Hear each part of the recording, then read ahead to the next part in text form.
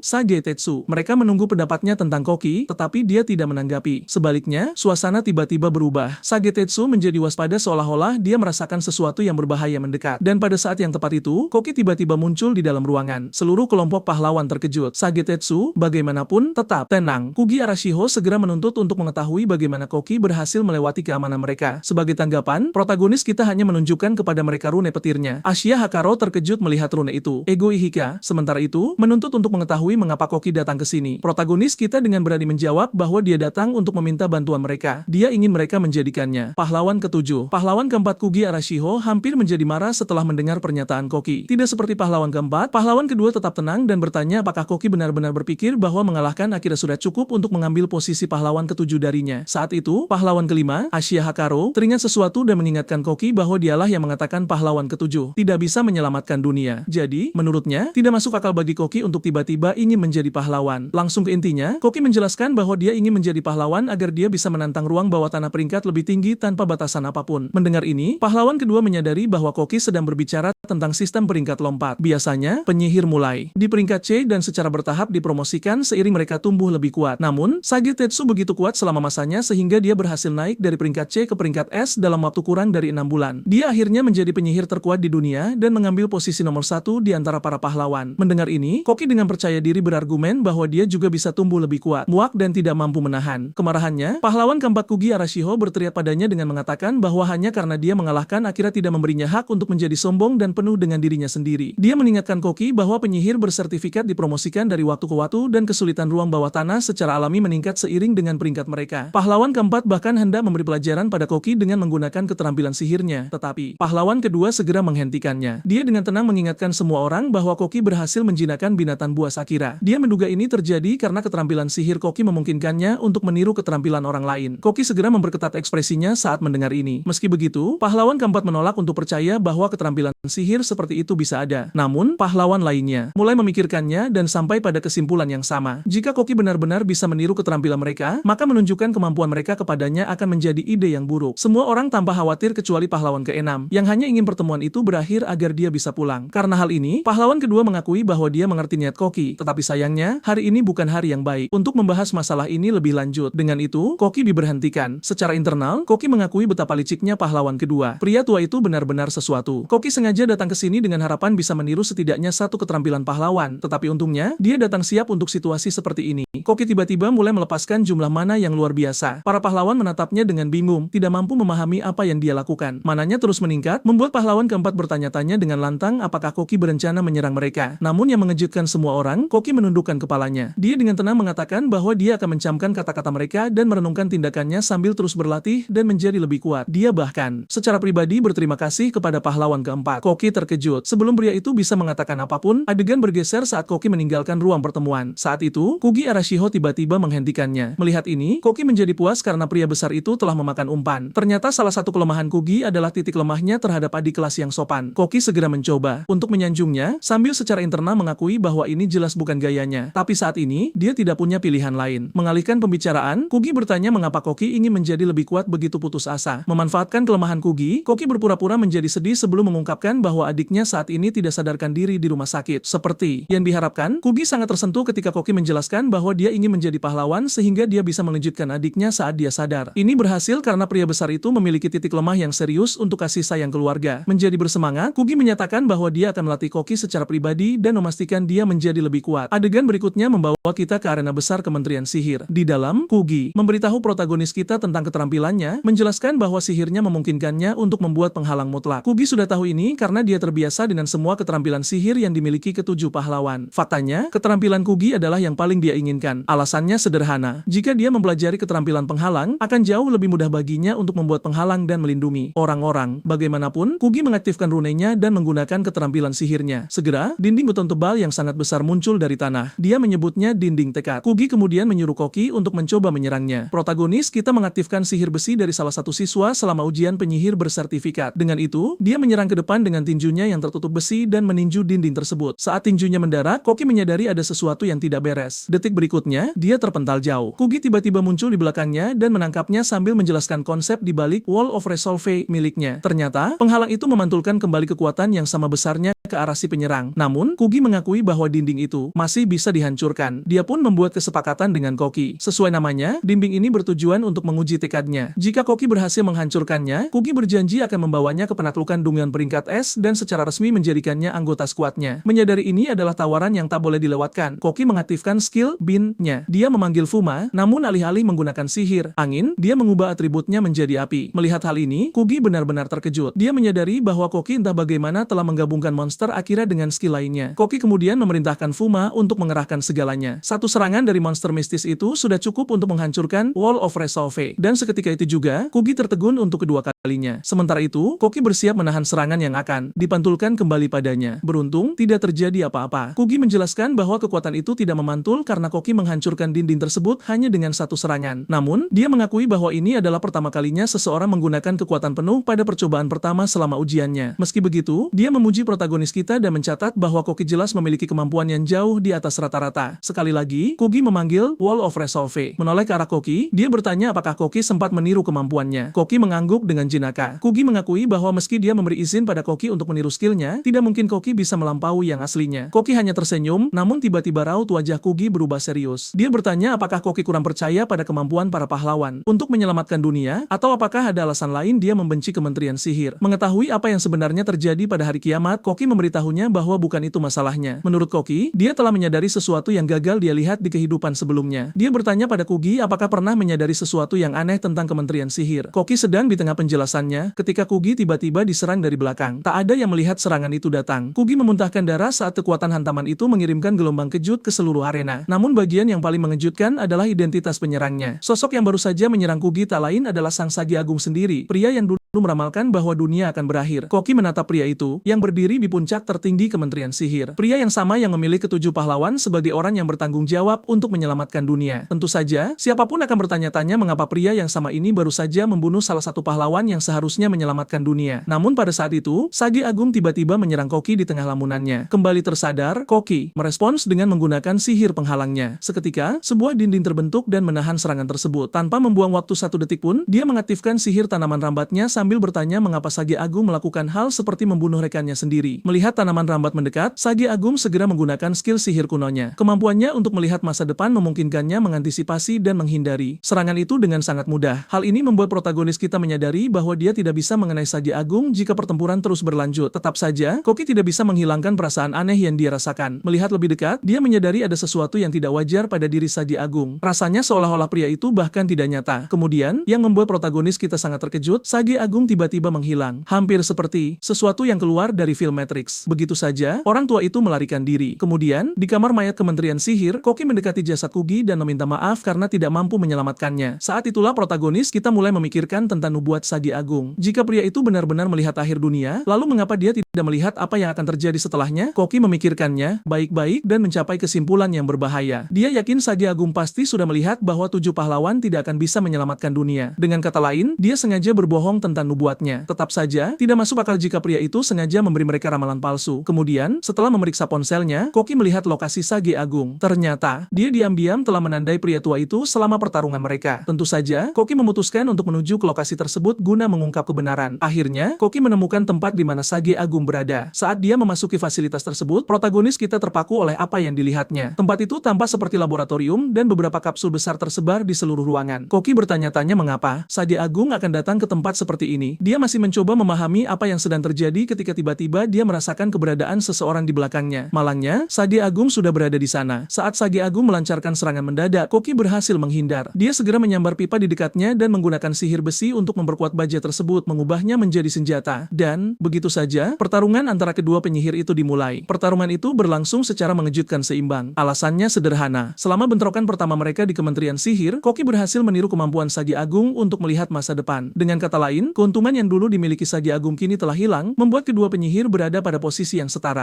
Saat pertempuran berlanjut, Koki menuntut penjelasan mengapa Sagi Agung meramalkan akhir dunia. Dia ingin tahu mengapa pria itu berbohong dan membuat semua orang percaya bahwa 7 pahlawan bisa menghentikan kiamat. Lebih buruk lagi, jika Sagi Agung sudah tahu yang sebenarnya, mengapa dia tidak pernah melakukan apapun untuk mencegahnya? Karena tindakan Sagi Agung, adik perempuan Koki kini terjebak dalam tidur abadi sebagai konsekuensi penggunaan sihir regresi. Memancarkan niat membunuh yang murni, Koki bersumpah tidak akan pernah memaafkannya. Akhirnya, Koki mendaratkan hantaman yang kuat, tetapi apa yang dia temukan membuatnya benar-benar terkejut. Sagi Agung itu ternyata bahkan bukan manusia. Hal itu akhirnya menjelaskan mengapa penyihir itu tetap diam membisu sepanjang pertempuran. Koki menatapnya dengan rasa tidak percaya dan menuntut penjelasan tentang apa yang sebenarnya terjadi, bahkan bertanya apakah pria itu sebenarnya terbuat dari lumpur. lumpur. Saat itulah, seseorang melangkah masuk ke dalam ruangan dan mengonfirmasi bahwa dugaan Koki benar sekali. Orang itu tak lain adalah Asia Hakaru. Dengan santai dia mengungkapkan bahwa Sadi Agung sudah lama meninggal. Namun, Koki ingin tahu apa yang dilakukan Asia di sana. Sebagai tanggapan, Asia tertawa kecil dan bertanya apakah Koki benar-benar selamat itu. Menggunakan sihir lumpurnya, dia menjelaskan bahwa dia bisa mengisi mayat dengan lumpur dan mengendalikannya layaknya boneka. Dengan kata lain, Sadi Agung selama ini hanyalah boneka milik Asia. Protagonis kita sangat terkejut. Jika itu masalahnya, maka Koki ingin tahu tentang ramalan tersebut. Asia mengakui bahwa dialah yang menciptakannya. Dialah juga yang membuat semua orang percaya bahwa dunia memang ditakdirkan untuk berakhir. Hal ini membuat Koki memanggilnya bajingan. Asia kemudian menjelaskan bahwa akhir dunia adalah sesuatu yang pada akhirnya akan ditemukan oleh para ilmuwan jika mereka diberi cukup waktu. Karena dia sudah memprediksinya, dia hanya menggunakan Sadi Agung sebagai cara praktis untuk menyebarkan informasi tersebut. Tentu saja, seluruh ide tentang 7 pahlawan sebagai penyelamat umat manusia juga merupakan ciptaan Asia. Koki akhirnya menyadari kebenarannya. Asia menciptakan ramalan dan 7 pahlawan untuk menenangkan hati semua orang dan membuat umat manusia menurunkan kewaspadaan mereka. Asia hanya mengangguk dan tertawa jahat. Dia melakukan semua ini demi satu tujuan,